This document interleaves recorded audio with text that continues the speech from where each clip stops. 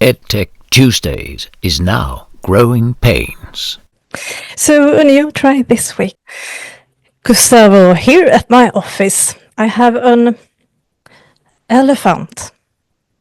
I have decided to name the elephant at my office. So all people that enter my office, they see the elephant when they come here. But can you guess how many that speak about the elephant in my office? Welcome to Growing Pains, the podcast about what sits beneath strategy, organizational culture, and leadership behavior. We bring together innovators, investors, thinkers, and doers who are changing the status quo. This podcast is produced by Snabbfoting, the boutique strategy and organizational culture consulting firm. Visit us at snabbfoting.com. I would assume very few, right? Like the last 3 years, one person has named the elephant and said, "Wow, you have an elephant on the wall."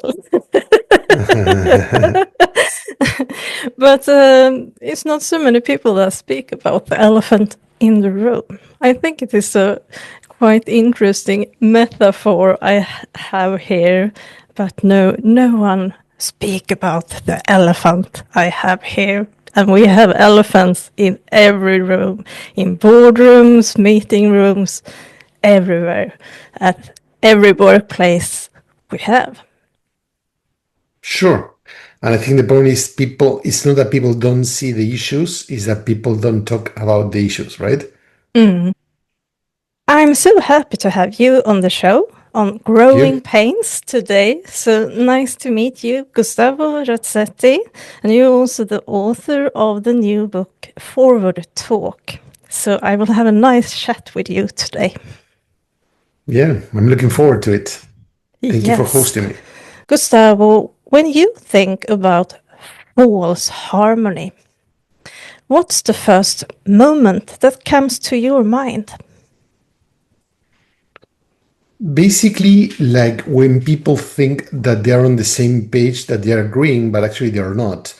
This happens, I mean, you were talking about the elephant in the room earlier, is when people don't want to bring up the tension, the issues that everyone's seeing, not because they don't care, not because they're not seeing it, actually they do, but because they don't want to create conflict. So they're putting harmony, so getting along, feeling well, that kind of sense of belonging to a team rather than saying, hey guys, there's something that we're missing. No? For example, we're working on a project and the timeline doesn't make sense. Everyone knows that it's too tight, that they went through that before, that they made lots of mistakes, but no one wants to rock the boat. No one wants to tell the boss or their colleagues or the project management, not because they don't care, but because they're putting those relationships looking like a good team member, to your point, promoting that harmony, prioritizing that over doing the right thing. So harmony is more important than like a good end result? It's not, but many people miss the point, right? We're human beings, and having a strong sense of belonging, being accepted, feeling that we are part of a tribe, in this case our team, matters a lot because that makes us feel safe, it makes us feel included, it makes us feel welcome as a human being. I'm not saying that's not important, but it shouldn't jeopardize the outcome, the quality of the work, actually the healthy of the team, because the paradox here is we make we take a shortcut. We want to be good with our colleagues. We don't want to create a little bit of tension, but in the end, that small tension, it's going to cost us much more as we continue to progress. So later in the game, we're going to find, okay, we're going to have a fight instead of having a small discussion at the very beginning. And when this increase, I have been a beta reader to your book, and also I gave you feedback, and you mentioned conversational depth, and that I think that is a really good name on what's happened here. Conversational depth. Exactly. And the point is, we don't see the depth that our conversations, either the ones that we avoid or the conversations that really don't happen, because many teams think, oh, we talk about it, but they really don't talk about it. You know what I mean? Like we talk about issues, Yeah. but we don't really talk about the core issue. So we talk about the symptoms in a way that actually doesn't drive change. So that conversational conversational depth at first feels, oh, nothing's going to harm. It's like you overspend, you have a budget, and they say, hey, I bought an extra whatever shirt, right? But then your husband bought another, and then your kids, and then when you realize everyone spent a little bit, the total goes out of hand. And the issue with conflict is, I always say that the best way to have a difficult conversation is when the conflict starts to show up. And the next right moment is now, because the more you keep waiting, the worse it's going to get. And I think about the alignment, because maybe we think we are aligned. We are polite, we think we are aligned, but below the surface, it's something else there that boiling and creating the depth. Yeah, and that's a great thing, because alignment feels like let me rephrase that. A lack of alignment feels like betrayal. So if Eva says, hey guys, this is the direction we're taking, and you as a team member disagree, it feels that you're betraying the team. But actually, the idea of why we have team members is because people have different backgrounds, different perspectives, different points of views, and they can see things that usually leaders miss. So before rushing into, hey guys, this is the direction, it's okay to listen to those divergent voices and see who are missing something. Even in the end, maybe you don't change your mind, maybe you were on the right track, but at least that person needs to go through that mental process to understand the path and not being forced to follow the path. When we force alignment, actually, we just get harmony, but we don't get true alignment. Here in the Scandinavia, in the Nordics, we have the consensus decision making, and we also have, I think we need to work more with setting the better definition about kind and nice, because it's when we are polite, it's easy to be nice. But if you are kind, then you can deliver a good, candid message in a group. And that is to be kind, to say the truth. If you are nice, you can equal that to be polite, but not say the truth. And a conflict can grow over time and create the conversational depth. So this consensus decision-making process, I think we have something to work on here. I see it all the time in different contexts. Yeah, consensus is hard because it's hard to have everyone agreeing to something. And usually when that happens, once again, consensus drives harmony. So usually we tend to find the idea that everyone would support, which it's not necessarily the best idea for the company or for the team, right? There's nothing wrong about consensus, but if we are forcing consensus, maybe we're not really having those real conversations. You mentioned earlier that you were a beta reader from my book, same as many other generous people, right? So, of course, I like people to say, hey, I like the book, I'm going to recommend it. That's great. But as an author, my first goal is for you guys to tell me, hey, this sucks, or I didn't get it, or I'm missing something, or that big pieces are missing, or this is great but contradicts the other. If you don't tell me that before I write my third, fourth, whatever draft, and you tell me once the book is published and say, oh, Gustavo, sorry, I meant to tell you, and no one's buying it because the book is really bad, then what's the point? Yes. Yeah, all the beta readers are having consensus, but that doesn't help the author. So in the case that you mentioned, whether it's one of the Nordic countries, the government, or a company operating there, you want people to tell you to be really honest upfront, not after the fact. Absolutely. Yeah. And deliver good feedback. That is a chapter that is, I think, is really important in organizations to improve the feedback. We will have much better teams if and organizations if we deliver better feedback. So, but that can create. It can be quite difficult to deliver both real good feedback, but also feedback that give you as an author or a team member or the leader. Deliver candid feedback. It's something you need to train, and it is a process to be better on that. Both understand what is real feedback and how to deliver it in a good way, and not be afraid of deliver real candid feedback.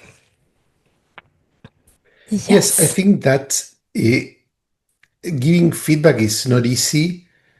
And I think that maybe we need to destigmatize feedback, right? We try to make it so complicated. If we think of feedback as a conversation, right? Let's say that you go to a museum with a couple of friends and you're looking at a new artist exhibition.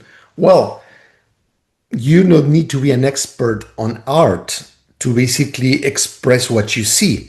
And what is good if you can express, hey, this is what I like about the thing, this is what I don't understand, whatever. But if you said it the way you feel it, rather than try to intellectualize it, right? Sometimes people like to turn feedback into something more complicated because they want to look smart, they don't want to hurt the people.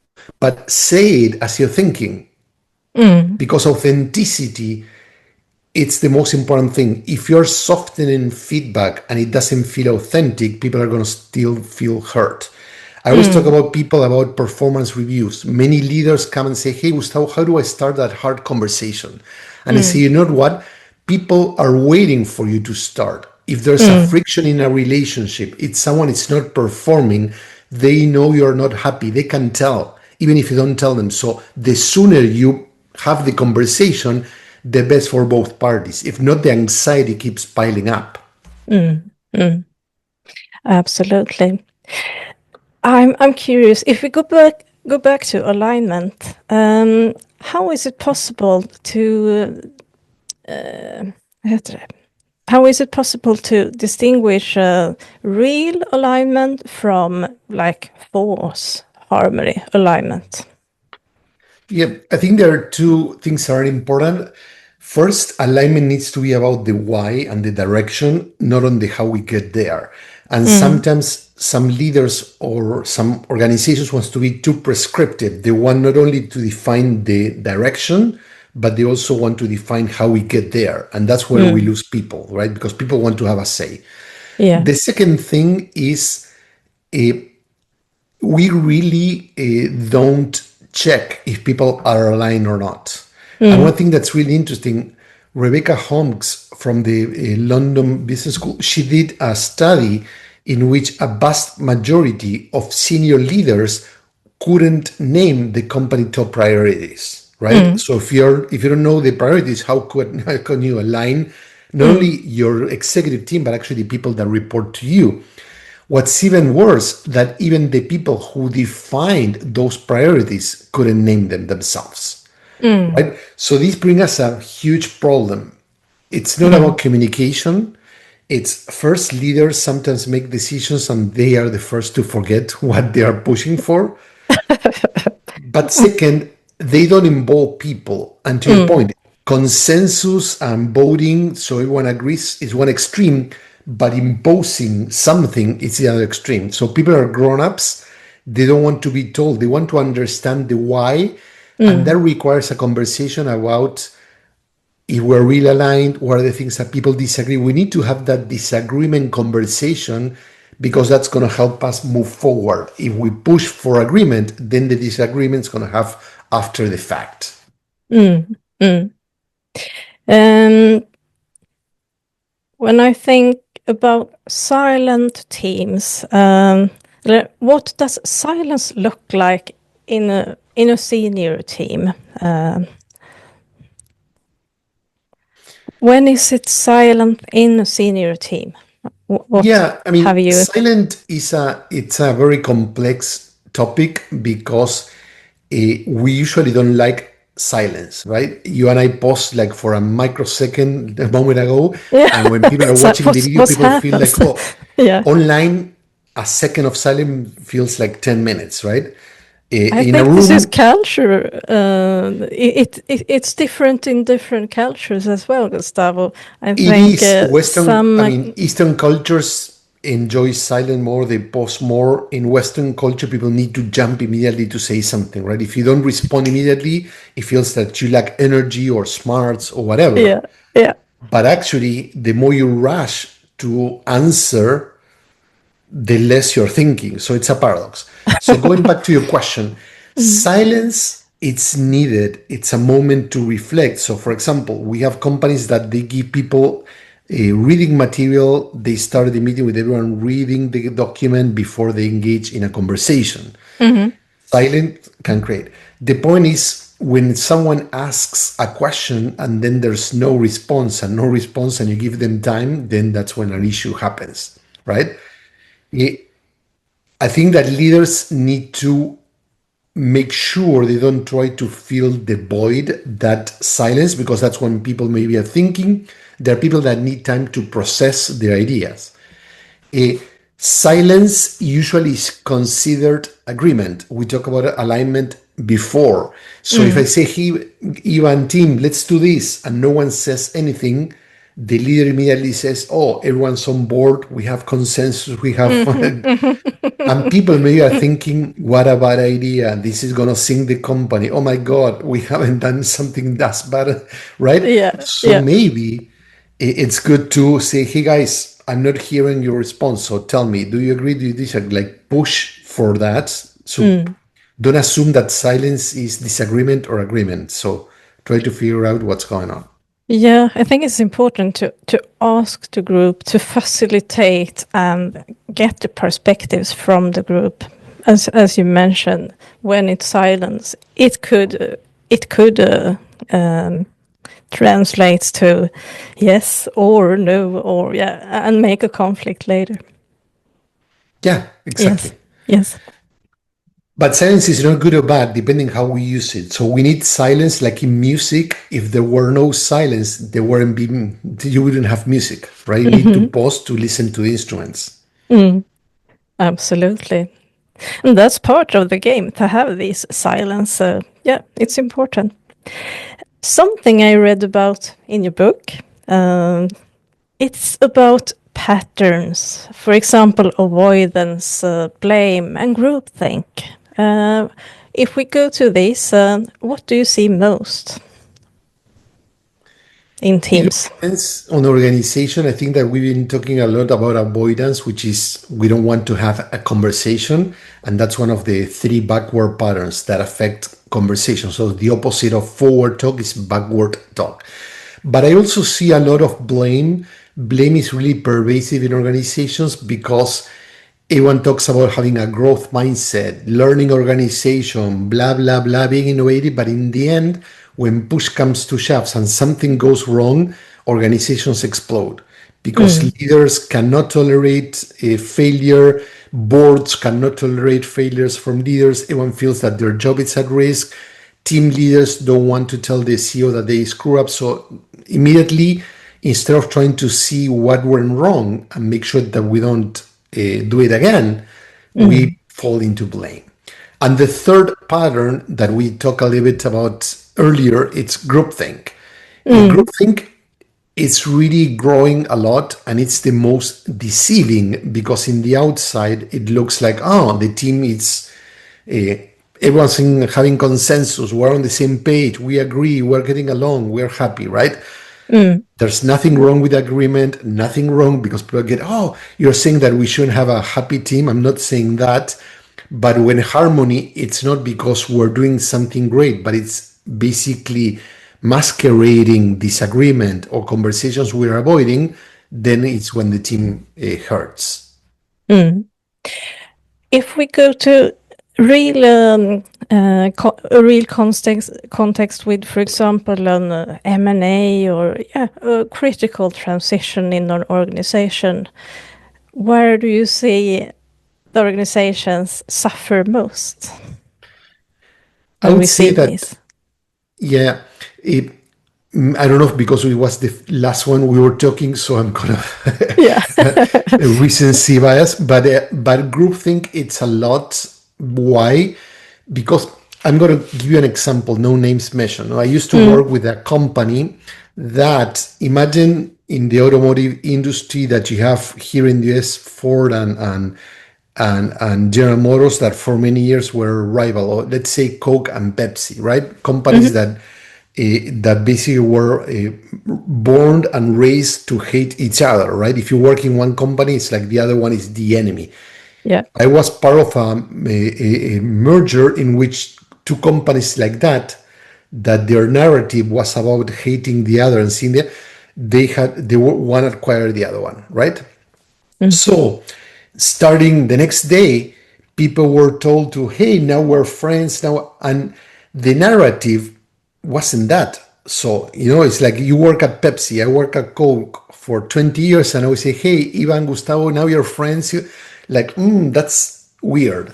And I think that first doesn't help because we're forcing something that goes against people's a common sense, so to speak, but also the narrative. So when you have a narrative, you need to replace it with a new one, not try to force it. When we force narratives, that's groupthink. When we want everyone to buy into an idea and story, and we are not letting them think differently.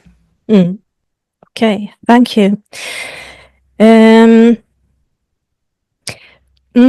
This is a good one, Gustavo. Where do leaders think they have clarity, but they actually avoid the real issue? When I say that, Emmanuel, if you want to change your culture, you have to start by changing your conversations. Most leaders say, but I'm really good at having conversations, right? And that's the biggest issue. They are not aware that they are not. Most leaders were taught to avoid difficult conversations on one hand, but also to dominate the conversations. So leaders don't facilitate conversations. They just want to tell their story, convince people. There's a lot about narrative, persuasion, not storytelling. They get obsessed about how to tell the change management story, the new direction. Leaders think that their role is to convince people. Right? And that basically, it's not a conversation. In a conversation, you also want to hear other people. You're inviting me. It's like going back to the feedback from beta readers. It wasn't about, hey, you're right. It's about, hey, have you seen this? I thought that everyone reads the book from a different perspective. And it's okay. And some feedback I got didn't make any sense, but it made sense for the person. So I still consider it as valid. And many feedback was really great and showed me, hey, I'm missing this person's perspective, right? Not an individual. So I think that leaders need to become better at facilitating those conversations. But first, Eva, to your question, they need to realize that they're really, really bad at having conversations. It's very interesting when you say, they're convincing people, because I think it's really important with a facilitation, but it's also very important to be better listeners, because when you listen, then you can hear, you can ask questions, you can get more perspectives. So facilitate, listen, get these perspectives and less convincing. Convincing is not conversations in that way. You will not get a good end result. Absolutely. Yeah, you're right. Yeah. Yeah. So, and I'm curious. What's the moment when the team really feels we are stuck?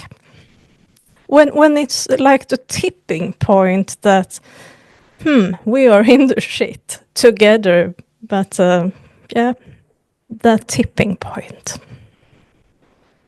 The tipping point, I mean, I see two, right? If you don't mind me, like, one is where frictions start to create really bad behaviors, whether it's disrespect, whether it's people shouting or cutting other people halfway, whatever. But then after maybe weeks or months, depending on the team, then turns into harmony. Why? Because a lot of people in the research I did for my book, one of the main reasons that people stop speaking up, the key reason is when they see that nothing will change. So when people are providing answers, solution, asking questions, and nothing changes, then at some point they give up. So when I prefer a team that's fighting, because that means that they still care, that a team that they give up and everyone goes to the meetings and you know what, yeah, sure, great, let's get along and move on. But many people are either updating their bios, finding new jobs, or they just, what, I'm going to stay here until I retire or what, or someone fires me, whatever comes first. And is it some sort of behaviors that leaders do unintentionally, rewarding behaviors that is bad for the team? Yeah, I mean, one of the things, without getting into micro behaviors, sometimes leaders struggle with I'm not going to become a psychologist and start observing. So let's focus on more evident leader-proof behaviors, right, that they can observe. One is if you invite people to a meeting because you said we're going to make a decision, the worst thing that can happen is finishing a meeting without a decision. And most meetings happen like that. They end with hey, we need to schedule another meeting. So either organize the conversation or you say, no one leaves the room until we come up with a solution. Yeah. So put a deadline. So this is a pattern to your question that I keep seeing over and over. No, we had a meeting to decide and then we schedule another meeting. So that's a bad kind of behavior. The other behavior that really affects team is not coming prepared to a conversation, right? So I like the idea of pre-work when I'm doing workshops with companies, because everyone's on the same page, we save a lot of time and people are ready. So most leaders don't invest in that pre-reading or pre-exercise or what are the 2 or 3 issues that we need to address as a team? What's getting in the way? What are we not aligned or not? So getting to that before jumping into that conversation. So that's why many conversations suck, because a meeting is a conversation and you need to design it. You cannot just say, hey, we're going to get together and see what happens. You need to prepare ahead. You need to facilitate it. You need to make sure you close it the right way. When I listen to you, I reflect and see that it is maybe a mindset, and also to create space for that sort of preparation to come prepared to a workshop or similar. Yeah, it's so definitely a mindset. Yeah. But also it takes time, Eva, and some people want to, we live in a society that will say, I'm going to go to Claude AI and get 5 prompts into, people want to do everything like fast, and I like speed. I like speed a lot, but sometimes you need calmness, sometimes you need time, sometimes you need moment to reflect.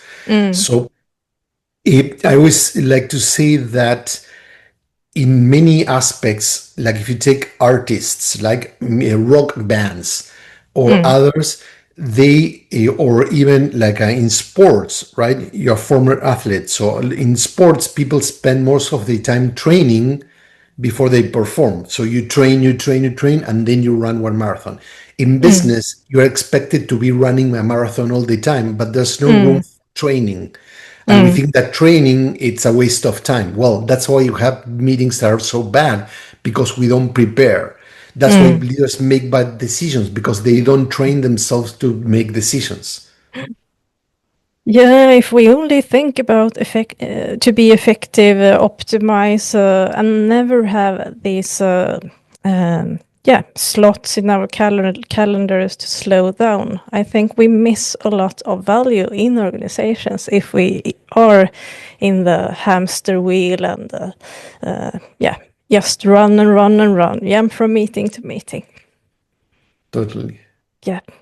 How can teams move from politeness to clarity? Do you have something to say to our audience, how they can start the process?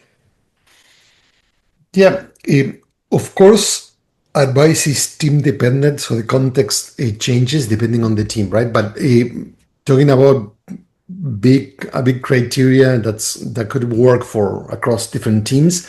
First, you need to realize that your nicety today can cost the team a lot. So if you want to really help people, tell them what they need, not what they're going to like, right? And it's better to address those differences of opinion, those issues early on than later. The other thing that everything in life starts with an understanding where you are. So become more aware about when groupthink and nicety gets in the way. So for example, when you say that you agree, are you really agreeing, or you're just saying yes because you want to move on, you don't care, or actually you want to look good, you want to basically, oh, Eva, I like you so much, so I'm going to support your idea. Are you just supporting the idea or the person? Because if the idea sucks, you're actually hurting the person and the team. So become more aware about your own patterns, your own behavior. Be honest with you. Are you chiming in, trying to be accepted by people, or trying to be honest, right? Conversely, don't try to challenge every idea or attack every idea just to look, oh, I have my own opinion, because some people do that and that doesn't help either, right? So be honest. And second, with your team, discuss, hey guys, challenge if you see that you're rushing too much, because groupthink is moving forward too quickly, right? We don't want to do that, no, agreeing too quickly. So if we feel that the team is doing that, pause, raise your hand. You don't need to say, hey guys, we're falling into groupthink. Maybe ask a question, say, guys, are we really thinking this through? How we explore, what would our competitors think about this situation, right? If we have more time, or if other team comes from the same company that sees the decision that we're about to make, will they support this? Will they say, hey guys, you're missing this? No, try to find that missing piece. Thank you. Your book, Forward Talk. It is, instead of that we speak about historical patterns and what's happened before, we can speak more in a future direction. How can the audience or teams, organizations use this to have healthy tensions in their teams? Yeah. Once again, we talk about the backward patterns, so blame, avoidance, and groupthink. The other forward talk is about the solution. And it's not just about, hey, let's move forward, but let's focus on the future. So we want to make progress, we want to grow as a team, we want to make things better, but by addressing the issue, not by avoiding it. So it's a lot about tackling the system. What are the things that are more structural to the team that are not working that we need to address, right?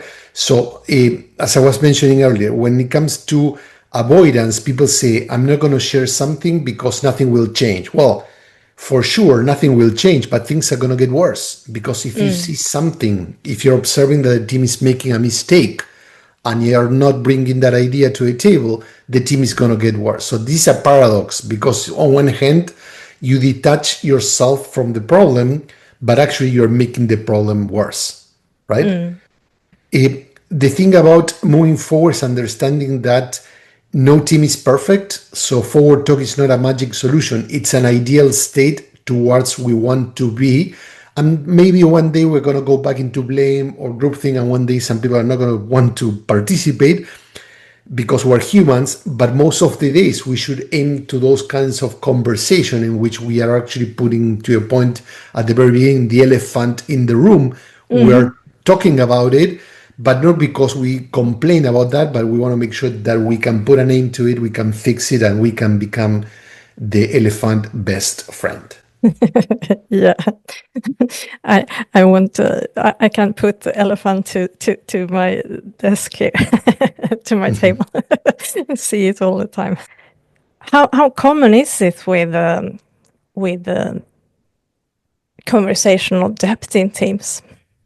Is it huge? Is it everywhere, or is it possible to find these perfect teams? I don't think it's possible to see perfect teams. And once again, you know me, I don't aim for perfection, I aim for improvement, right? Yeah. So the only competition is with ourselves, so with our own team, not with others.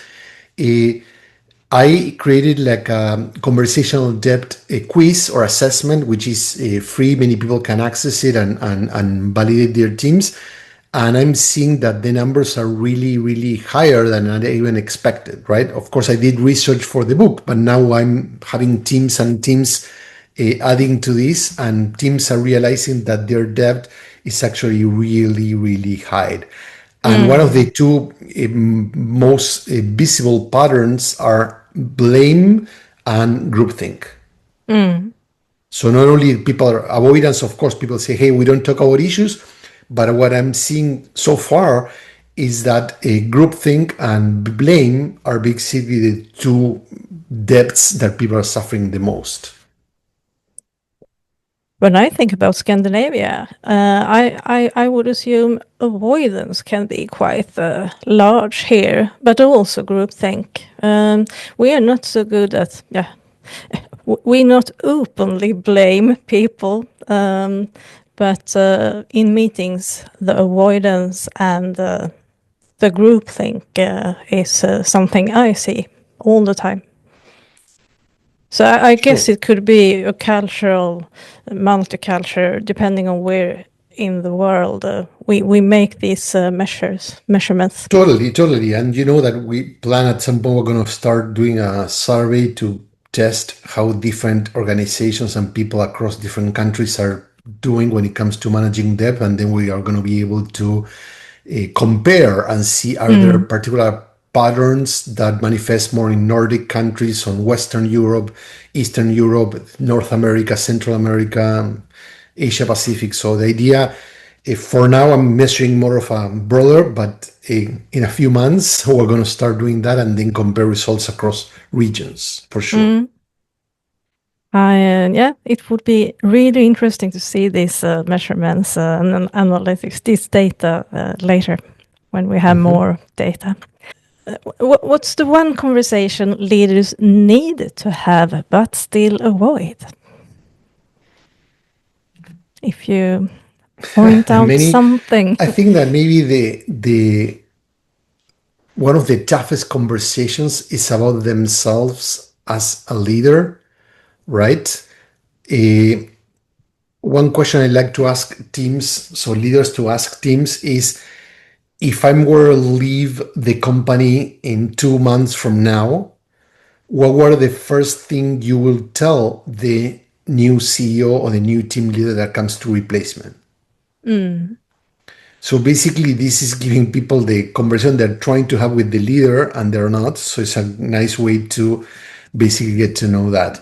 I think that leaders need to realize that they are facilitators, right? In this AI era, we talk a lot about creation. So coming up with ideas, with content, with whatever, with a new software, everything becomes super fast and whatever. But that doesn't mean that everyone who's writing an article with AI or creating a software or an app with AI or a product or whatever, that those are really great. So we're amplifying. It's like when digital photography started 2 decades ago, everyone became a photographer. That doesn't mean that everyone's taking great pictures. So the key role of the leader is to curate. So more and more the teams are going to create hundreds and thousands of ideas. So that becomes really a lot of noise.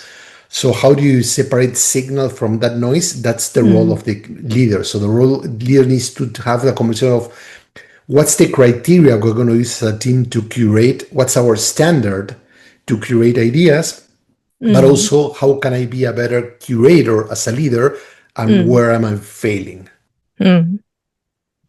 One question that is quite interesting, I ask that one sometimes, and that is to the leaders, to senior leaders, would you hire yourself if you need to make a new hire again?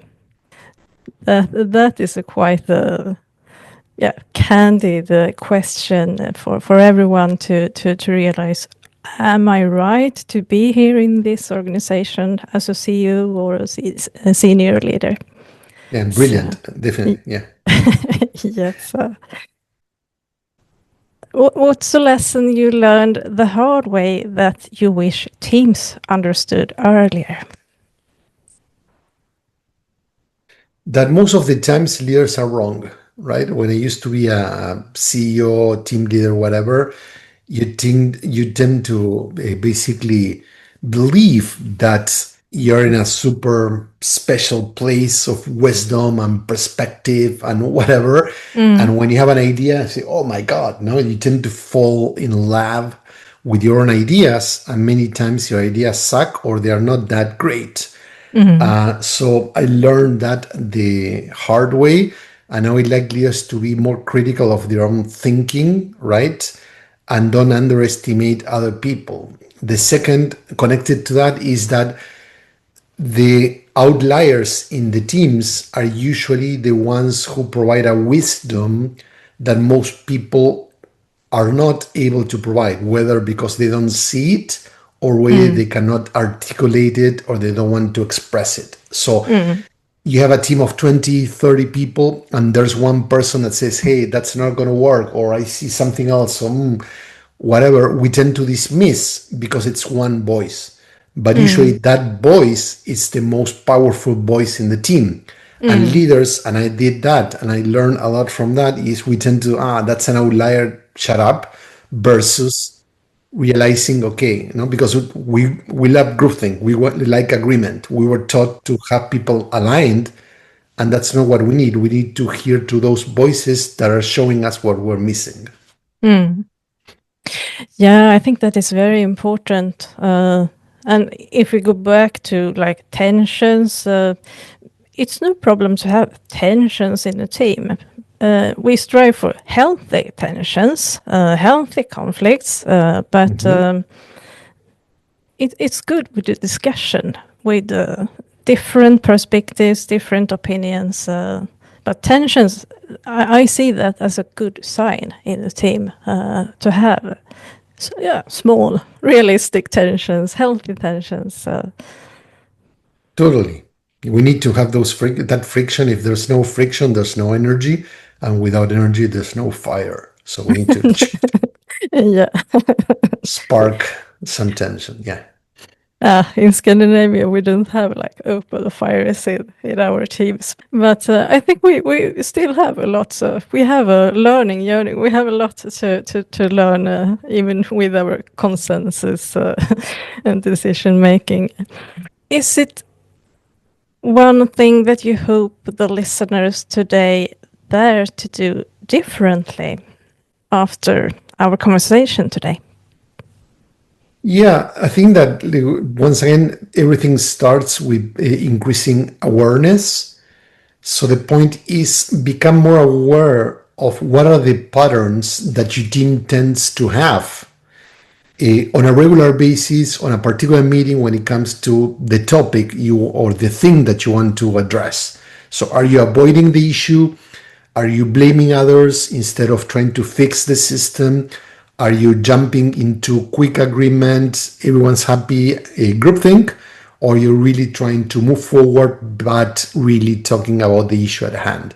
Because once again, the things that you don't address, they're not going to go away. They're going to get worse over time. That we talk about that debt, and not opening your statement, your credit card statement, doesn't mean that it's not going to go away. You need to take care of that debt at some point. So hiding it, it's only going to make it worse. Absolutely. Thank you. Great. What do you look forward to the next coming weeks or month, Gustavo? A launch of a new book. What do you have in your mind? Now I'm a little bit obsessed about the launch, which it's less than almost a week from today's recording date at least. So I'm trying to make sure that all the pieces are in the right place. I'm having a party with some people. We're going to talk about the book. So that's a really exciting moment I'm looking forward to.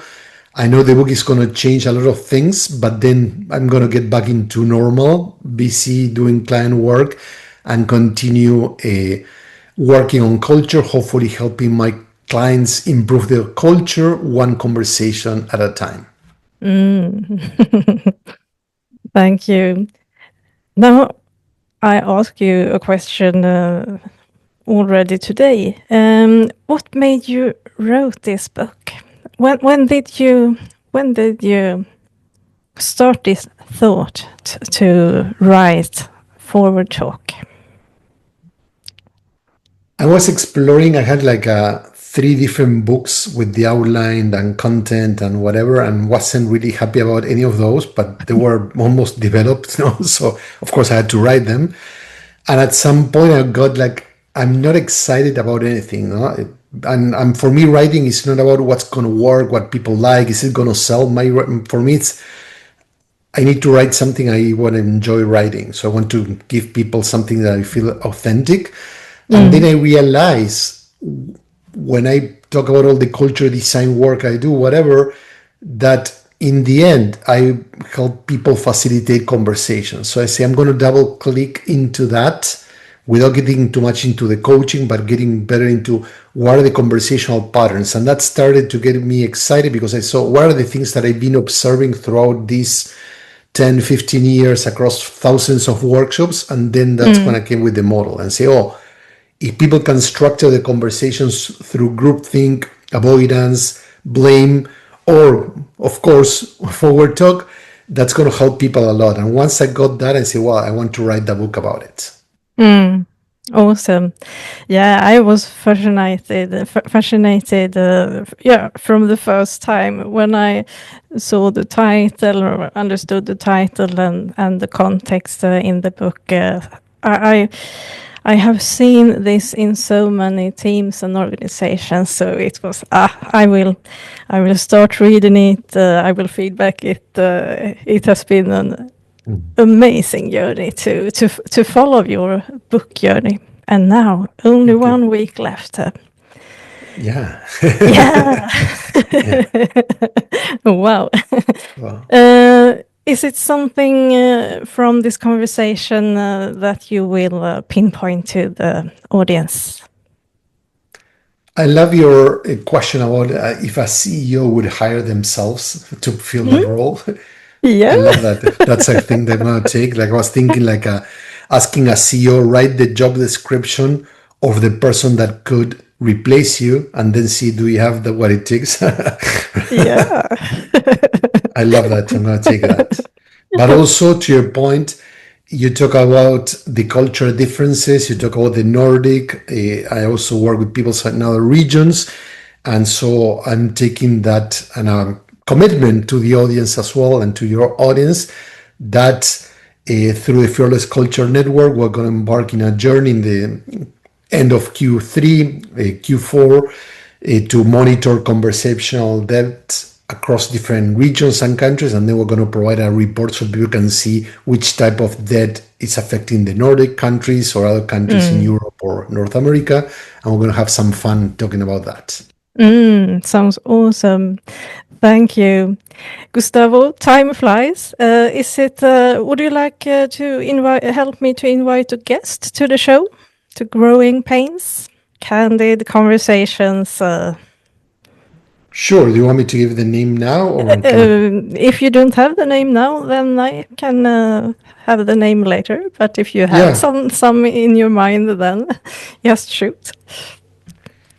Sure. I would like to think about a Christopher Littlefield. I don't know if you're familiar with him. He lives in the US and he works on a subset of culture, which is appreciation. He has taken some of our Fearless Culture programs, so he's very familiar with the culture design canvas, whatever, but he focuses on basically reward culture, rewarding the right behaviors within organizations. So that's a lot of great thing that could be interesting for you to talk to him. Thank you. Great. And a last question. If you were a fly on a wall and you're in a context, looking, listen, see what happens, or you can feel as a fly, where are you, Gustavo? For me, more than where, it's how. So I would like to be in any meeting because I enjoy being there. And I would like to be more like a mosquito than a fly, if you don't mind. Mosquito, so yeah. people You're mosquito, Gustavo. Working around issues, and I would like to buy them to get them to, hey guys, stop dancing around the issues and go ahead. And so I need to give them that tension for them to become more aware that all the bullshit that sometimes companies get into, and they're not really the issues there, and they're trying to complicate it because they don't want to name it. Lovely. That was a new approach. This is it's fun to listen about mosquitoes and flies. Wonderful. Gustavo, how can the audience reach you? You can find me on LinkedIn, Gustavo Razzetti, CCT. If you go to Amazon or any major online retailer, Barnes and Nobles, you can find my book or my other books as well. And then I have a Substack, a blog on Substack called Demystify Culture, or Gustavo Razzetti Substack. I'm going to find me there, so you're going to find my way. And also, you can go to fearlessculture.design, our website, if you want to learn more about our training, our services, and everything we do. Wonderful. Thank you so much for this conversation today, Gustavo. Thank you, Eva. A pleasure talking to you as usual. I enjoyed it. And to your point, time really flew fast. You've been listening to Growing Pains with Ewa Hutmacher.